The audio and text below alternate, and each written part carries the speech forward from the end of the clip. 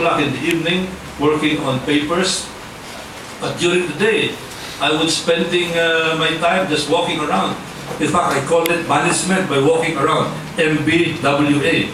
Not MBA, but MBWA. Management by walking around.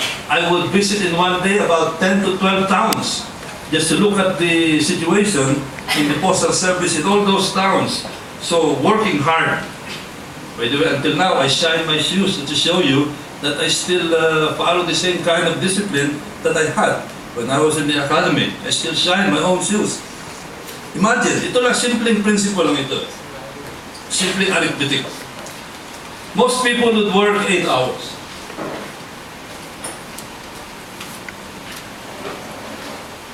Most people would work 8 hours. Ito yung mga 8 to 5 people.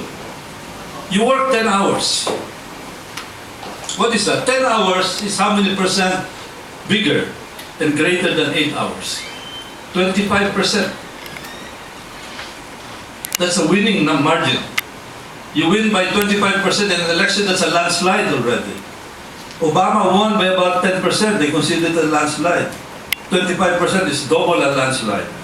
I would spend my campaigning. Some people would retire, maybe start at about 9 o'clock in the morning. I would start my day at about 6:30 in the morning campaigning. And then about close to midnight, I would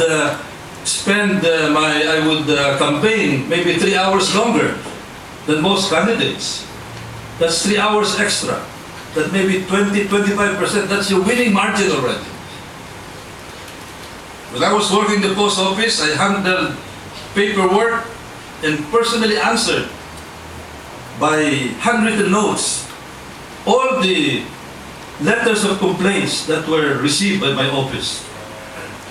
Kinali yung kamay ko. I retired from the post office in 1986. That's 23 years ago. Until now, andito pa yung kalyo sa daliri ko. Just to show you how much time I spent writing those notes to reply to the complainants. And that made a lot of difference because they saw a Postmaster General giving them personal attention. Imagine, I would go to a remote town in Cebu, for example, in Tagbilan or in Tuburan, and somebody would approach me, pulling out a letter, personal letter, from her wallet, from her bag. A letter coming from me. Postmaster General Golez, this is the letter that you wrote to me a year ago. So it makes a lot of difference to have that self-discipline, to have the stamina for long hours of work and hard work. Again, I'd like to go back. One of my favorite topics is always the Imperial Navy of Japan, the Imperial Japanese Navy. A lot of people were saying that they won because of surprise. They won because of self-discipline, because of their passion for work. They won the early months of the campaign until they were overrun by the industrial might of the United States. Number 10, make your organization feel it is always on the move.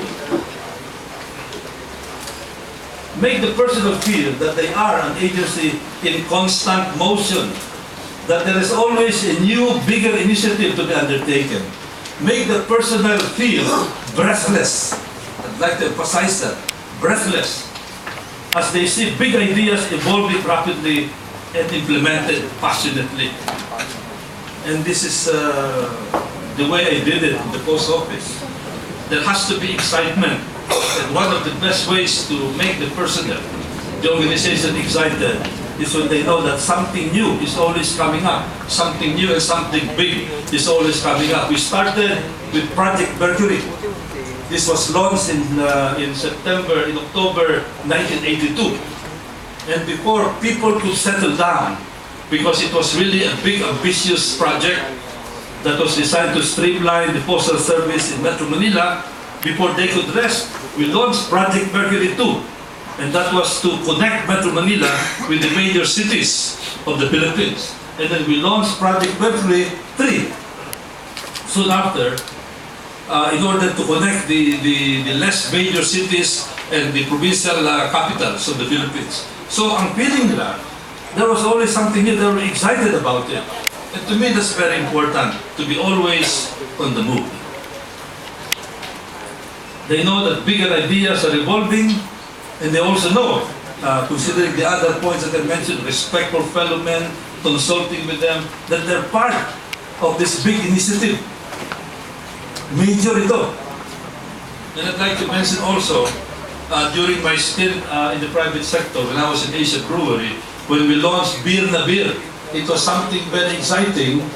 The product rollout was done with a lot of excitement to excite the organization, and they knew it was big because they were launching a product to contend with the number one monopoly at that time, which was San Miguel Beer.